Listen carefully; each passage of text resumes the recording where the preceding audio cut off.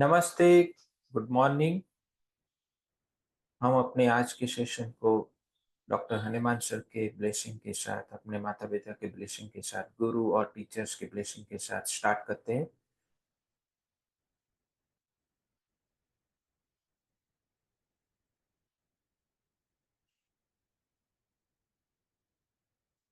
हम बात कर रहे हैं ड्रग प्रूविंग के पार्ट को, उसी की कंप्लीशन की ओर हम आगे बढ़ रहे हैं।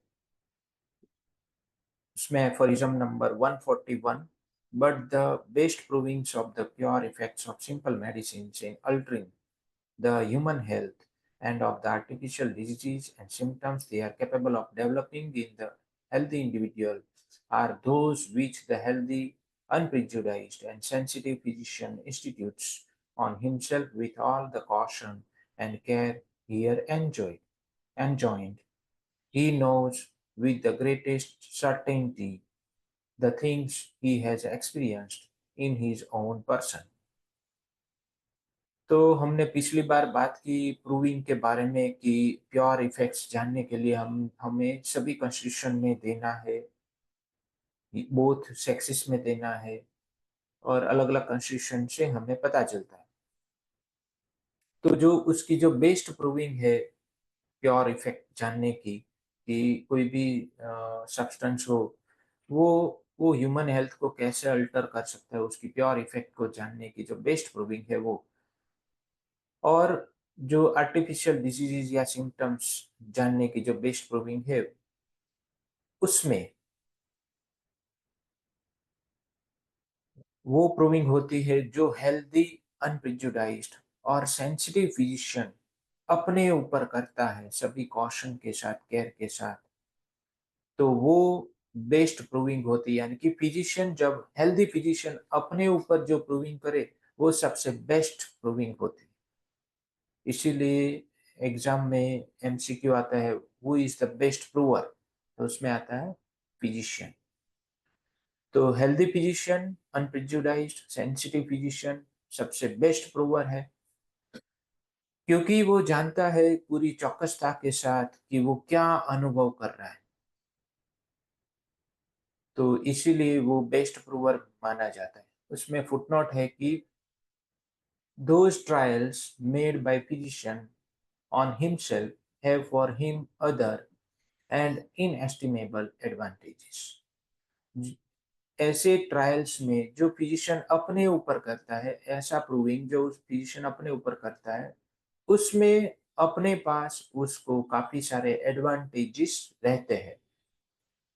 क्या क्या है advantages? In the first place, the great truth that the medicinal virtue of all drugs whereon depends on their curative power lies in the changes of health he has himself undergone from the medicines he has proved and the morbid states he has himself experienced from them becomes for him an incontrovertible fact. ये जो सबसे पहला जो advantages, inestimable advantage आता है वो क्या है? तो महान सत्य जो दवाइयों की मेडिकल वर्च्यू के बारे में है कि जिसके ऊपर उसकी क्यूरेटिव पावर डिपेंडेंस है। जैसे एफोरिज्म नंबर 19 में हमें समझा कि जो उसकी डिजीज प्रोड्यूसिंग पावर है वही उसकी डिजीज क्यूरेटिव पावर है। तो उसके आधार पे हम ये कह सकते हैं कि ये महान सत्य दवाइयों की मेडिकल वर्च्यू यानी कि उसकी क्यूरेटिव पावर जो मैन की हेल्थ को चेंज करने में छुपी हुई है और उस प्रोसेस में वो खुद गया, यानी कि उसके उसके खुद के अंदर जब फिजिशियन की खुद की बॉडी में जब ये प्रोसेस वो देखता है, उससे वो गो थ्रू होता है, तो वो एक इनकॉन्ट्रोवर्टिबल फैक्ट हो जाता है, यानी कि जिसका विरोध नहीं हो सकता, ऐसा सत्य वो बन जाता है। तो ये सबसे पहले नंबर पे इसका एडवांटेज आता है। Again, by such noteworthy observations on himself, he will be brought to understand his own sensations, his mode of thinking, and his disposition, the foundation of all true wisdom. सभी wisdom की जो foundation में क्या आता है? Wisdom के foundation में आता है, यानी कि जो बेस है, वो बेस है खुद की अंडरस्टैंडिंग, तभी उसको विज़डम कहते हैं। खुद की अंडरस्टैंडिंग, मेरे अनुभव, मेरी अपनी लाइफ़ की पहचान, मेरी अपनी थिंकिंग, मेरा अपना डिस्पोज़िशन क्या है, अगर मैं जानता हूँ, तो मैं उस विज़डम के साथ पेशेंट को समझ सकता हूँ। तो ये ऑब्ज़र्वेशन जो खुद की है, उससे वो खुद के बारे में अंडरस्टैंड कर पाएगा। यही तो विज़डम का फाउंडेशन है। And he will be also trained to be, और ये उसमें ट्रेन्ड भी हो जाएगा कि कैसे पेशेंट की नेचर को, ह्यूमन नेचर को कैसे समझना है, उसके बारे में वो ट्रेन्ड हो जाएगा ये करते-करते। What every physician ought to be a good observer, जिससे हर एक फिजिशियन जो बनना चाहता है कि गुड ऑब्जर्वर बने, वो बन जाएगा। मेरे गुरु डॉक्टर दीदार सिंह सर हमेशा हमें हमें यही समझाया कि आप खुद को पहले पहचानो, मेडिटेशन करो, खुद को जानने का प्रयास करो, खुद की लाइफ को पहले सँभालो। जब तक वो नहीं होगा, तब तक ये प्रैक्टिस अधूरी रह जाएगी। तो यही होता है, मैंने अपनी लाइफ में से ये समझा और ये ऑब्ज़र्व किया, और फिर अब जो प्रैक्टिस हो रही है, वो काफ़ी कंप्लीटनेस के साथ ऐसा महसूस हो रहा है कि ये अब कंप्लीट प्रैक्टिस हो रही है। All our observations on others are not nearly so interesting as those made on ourselves. ये सभी ऑब्जर्वेशन है जो दूसरों के ऊपर होते हैं, वो उतने इंटरेस्टिंग के साथ नहीं होंगे जितना हम खुद का ऑब्जर्व करेंगे। The observer of others must always dread lest the experimenter did not feel exactly what he said. जो दूसरों को ऑब्जर्व करते हैं, यानी कि जब हम दूसरों के ऊपर प्रूव करते हैं और फिर उसको ऑब्जर्व करते हैं, तो उसमें हमें कहीं न कहीं एक डर छुपा रहता है कि क्या ये जो ड्रग प्रूवर है, उसने जो बोल रहा है, एग्ज़ैक्टली वो फ़ील किया कि नहीं किया? And least he did not describe his sensations with the most appropriate expressions. क्या उसने उस पूरे एप्रोप्रिएट एक्सप्रेशन के साथ हमें सब कुछ बताया कि नहीं बताया? ये एक डाउट सा रह जाता है, छूट जाता है। ऐसा my dear friends case taking में भी होता है। कब होता था? मेरे साथ कब ऐसा होता था? जब मैंने अपने आप को पूरी तरह से जाना नहीं था।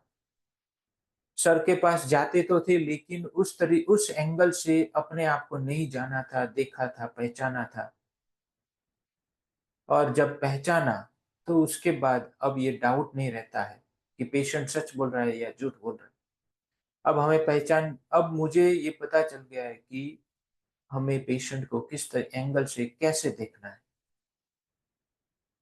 तो जो भी मेरे लेक्चर्स होते हैं कॉलेज में, या फिर जो भी मेरे मेरे सेमिनार होते हैं या फिर क्लासेस लगते हैं, उसमें ये बातें मैं समझा देता हूँ। तो जो भी इसको समझना चाहते हैं, वो इन इन जगह पे हमारे साथ जुड़ सकता है, और ये ऑनलाइन सेशन में भी मैं ये समझाते ही रहता हूँ कि भई खुद को पहले देखो, फिर पेशेंट को समझो। तो ये मेरे गुरु के ही शब्द हैं, और उसी उन्हीं की ब्लेसिंग से आज मैं आपके सामने हूँ। तो जो भी हो रहा है उनके ब्लेसिंग से हो रहा है, अगर कुछ हम अच्छा कर रहे हैं तो भी वो उनकी ब्लेसिंग से अच्छा कर रहे हैं। तो ये एक डाउट सा रह जाता है, और काफ़ी लोगों को ये डाउट रहता है कि पेशेंट सही बोला कि नहीं बोला, वो साइकोसिस यूज़ कर रहा है कि नहीं कर रहा है, ये हमें कैसे पता चलेगा? तो माय डियर फ्रेंड्स, जब तक आप खुद को नहीं जानोगे, पहचानोगे, खुद को टच नहीं करोगे, तब तक ये डाउट रहेगा ही। He must always remain in doubt whether he has not been deceived at least to some extent। जैसे बात की वही है कि क्या उसने डिसीव तो नहीं किया, कि कुछ छुपा तो नहीं लिया प्रूविंग में जो आया उससे। These obstacles to the knowledge of the truth, ये जो ऑब्स्टेकल्स है ट्रुथ की नॉलेज का, which can never be thoroughly surmounted in our investigations of the artificial morbid symptoms that occur in others from the ingestion of medicines, sees entirely when we make the trials on ourselves। तो ये जो part है, वो कभी भी ये obstacles, सत्य की ज्ञान लेने में जो ये ऑब्स्टेकल्स आता है, वो कभी भी दूसरों के ऊपर प्रूव करके कभी भी नहीं होगा। यानी कि ये डाउट दूसरों का ही केस टेकिंग करके नहीं होगा, खुद की भी केस टेकिंग खुद को करनी चाहिए। तब ये पार्ट हट जाएगा। ये जो ऑब्स्टेकल्स है ट्रुथ की नॉलेज का, ये अपने आप हट जाएगा। कंटिन्यूएशन है उसी का, he who makes these trials on himself knows for certain what he has felt। जब हम खुद की केस टेकिंग करते हैं तो हमें चौकसता से पता रहता है कि हमने क्या फील किया, हमारी अपनी लाइफ सिचुएशन में हमने क्या फील किया। And each trial is a new inducement for him to investigate the powers of other medicine. और और जब हर एक ट्रायल जब वो खुद के ऊपर लाता है, करता है, तो उसको दूसरी दवाइयों की पावर के बारे में भी पता चलता रहता है। He thus becomes more and more practiced in the art of observing। इससे वो ऑब्जर्वेशन की आर्ट में और बेहतर प्रैक्टिशनर बनता जाएगा। Of such importance to the physician. मैं हर छोटी छोटी बातों को जब बनती है मेरी लाइफ में, तो उसको ऑब्जर्व करने की प्रैक्टिस प्रैक्टिस करता हूँ कि भाई मेरे साथ ऐसा क्यों हुआ, मेरे साथ ऐसा हो रहा है तो उसका इंटेंशन क्या है। क्योंकि लाइफ तो हमें सभी एंगल से हेल्पफुल है। हर एक घटनाएँ जो हमारे साथ हो रही, वो हमें हेल्प करने के लिए है। तो मेरे साथ ऐसा हो रहा है, तो मुझे क्या हेल्प कर रही है, मैं ये समझने की कोशिश करता हूँ। आप भी कर सकते हो, आपको भी फ़ायदा हो सकता है। Of such importance to the physician, ये जो आर्ट ऑफ ऑब्जर्विंग है, वो इतनी इम्पोर्टेंट है, हम सब जानते हैं। क्योंकि एफोरिज्म नंबर 6 में हमने समझा कि व्हाट इज़ अनप्रेजुडाइज्ड ऑब्जर्वर। ये सबसे ज़्यादा इम्पोर्टेंट पार्ट है ऑब्जर्वेशन का, in homeopathy specially. By continuing to observing himself, हम खुद को ऑब्जर्व करते-करते हमारी ऑब्जर्वेशन की जो आर्ट है, वो खुल जाती है, वो बड़ी हो जाती, उसका जो एरिया है, वो वाइड होता जाता है। The one on whom he can most rely and who will never deceive him। हम खुद ही है जिस पर हम सबसे ज्यादा भरोसा कर सकते हैं। हम खुद ही है ऐसा इंसान जो हम अपने आप को कभी भी डिसीव नहीं कर सकते। And this he will do all the more jealously as these experiments on himself promise to give him reliable knowledge of the true value and significance of the instruments of cure that are still to a great degree unknown to our art। और and these he will do all the more, और ये सब हमें एक उत्साह के साथ, सबसे ज्यादा उत्साह के साथ करने की जरूरत है, करना है। एज क्योंकि ऐसे एक्सपेरिमेंट जो खुद के ऊपर हो, यानी कि अब हमें ड्रग तो प्रूव नहीं करनी है, तो फिर हमें खुद का ऑब्जर्वेशन करते रहना है कि मैं क्या फील करता हूँ, मैं चीजों को कैसे अंडरस्टैंड करता हूँ, उसमें क्या हमें चेंज लाने की जरूरत है, वो हमें करते रहना है। These experiments on himself promise to give him a reliable knowledge of the true value। हमें ट्रू वैल्यू की नॉलेज, हमें दवाइयों की ट्रू वैल्यू की नॉलेज पता चलेगी। इंस्ट्रूमेंट्स ऑफ क्योर यानी कि दवाइयाँ, दवाइयों की सिग्निफिकेंस, उसकी ट्रू वैल्यू की रिलायबल नॉलेज हमें पता चलती जाएगी। और ये ऐसी नॉलेज थी, ऐसी वैल्यूएबल नॉलेज है जो अब तक हमारी आर्ट से अननोन रह गई। तो क्यों केस टेकिंग में डिफिकल्टी आती है, क्यों केस टेकिंग क्लियर और कंप्लीट नहीं हो पाता, क्योंकि हमने खुद को ही अनजान बना के रखा है खुद से। इसीलिए हमारी आर्ट से ये अननोन हो जाता है। तो जितना आप खुद की नजदीक जाएंगे, उतनी आपकी केस टेकिंग और बेहतर होती जाएगी। Let it not be imagine that such slight indispositions caused by taking medicines for the purpose of proving them can be in the main injurious to the health। और ये कभी भी हमें इमेजिन नहीं करना है कि थोड़ी सी इनडिस्पोजिशन दवाइयाँ लेने के बाद, जिसको प्रूव करने के लिए हमने ली है, उस दवाइयाँ लेने के बाद थोड़ी सी अगर हेल्थ में गड़बड़ी हो, तो वो मेन इफेक्ट है, ऐसा कभी भी। और ये मेरी हेल्थ को इंजरी करेगी, ऐसा कभी हमें अपने आप को इमेजिन नहीं करवाना है। ये तो डूम की बात हो गई कि दवाई ली और आज ही कुछ हो गया, आज सुबह में दवाई ली और शाम तक कुछ हुआ, उससे जैसे एसिडिटी हो गई, फिर डरने लगते हैं कि भाई मैं बढ़ जाएगा, तो फिर एंटासिड ले लेते हैं या फिर कॉफ़ी पी लेते हैं, कैम्फोर ले लेते हैं, उसको एंटीडोट कर देते हैं। ऐसा कभी भी नहीं करना है। हमें नोट डाउन करते रहना है क्या-क्या एक्सपीरियंस हो रहे हैं। Experience shows, on the contrary, that the organism of the prover becomes, by these frequent attacks on his health, all the more expert in repelling all external influences inimical to his frame and all artificial and natural morbific noxious agents, and becomes more hardened to resist everything of an injurious character by means of these moderate experiments on his own person with medicines, his health becomes more unalterable, he becomes more robust, as all experience shows.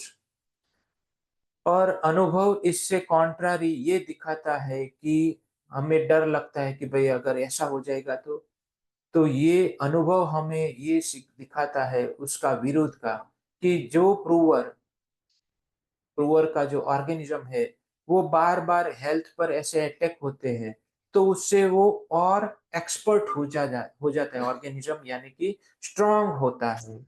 उस मॉर्बिफिक जो noxious agent है, उसके सामने उतना strong होते जाता है in repelling all external influences inimical to his frame and ill all artificial and natural morbific noxious agents and becomes more hardened to resist, उसका और पावरफुल हो जाता है everything of an injurious character, जो भी इंजरियस कैरेक्टर है उसके सामने रेजिस्ट करने में वो और हार्ड हो जाता है, मजबूत हो जाता है, स्ट्रांग हो जाता है। यानी कि हमारी इम्यूनिटी बढ़ती जाती है, जितनी ज्यादा ड्रग प्रूव करेंगे अपने ऊपर उतनी इम्यूनिटी ज्यादा होगी। by means of these moderate experiments on his own person with medicines, अपने खुद के ऊपर, अपने खुद के लोगों के ऊपर भी जब हम दवाइयों को प्रूव करते हैं, तो उसका मतलब ये है कि उसकी लाइफ टाइम की वो बीमारियां हल होने वाली है, जो वो दवाइयों की ताकत है। तो ये ऑटोमेटिकली हो जाएगा, ये रेजिस्टेंस आ जाएगा, प्रोड्यूस हो जाएगा। इंजरियस कैरेक्टर का जो भी है, उसके सामने हम रेजिस्टेंस प्रोड्यूस कर लेते हैं और हम उससे अफेक्ट नहीं होते। हिज हेल्थ बिकम्स मोर अनअल्टरेबल, उस फिजिशियन की हेल्थ और ज्यादा होम्योस्टेसिस में आ जाएगी, वो अल्टर नहीं होगी, ऐसा ही हो जाएगी। He becomes more robust as all experience shows, क्योंकि यही अनुभव हमें दिखाता है, सभी अनुभव ने यही दिखाया है। ऐसा हनुमान सर ने भी अनुभव किया है कि बहुत ज्यादा दवाइयां प्रूव की अपने ऊपर, दूसरों के ऊपर, तो वो सब दवाइयां प्रूव तो हो गई, लेकिन इन सब में हनुमान सर कभी भी एपिडेमिक डिजीज में अफेक्ट नहीं हुए, एक्यूट डिजीज से अफेक्ट नहीं हुए, क्रॉनिक डिजीज नहीं हुई। जब भी उनकी मौत आई तो एक बार में ही वो चले गए, उनको कभी पीड़ा नहीं आई, सफरिंग नहीं आई। तो ये है मजबूती, एक कॉन्स्टिट्यूशन की स्ट्रांगनेस, कि जितना जिया वो हेल्दी जिया, और फिर मरना तो सबको एक बार है, तो वो एक बार में मर गए, उनको पीड़ा लेनी नहीं पड़ी, फिजिकल पीड़ा। तो आज के सेशन को हम यहाँ स्थगित करते हैं, कल आगे की जर्नी को बढ़ाएंगे। तब तक के लिए thank you, good bye, take care, love you all.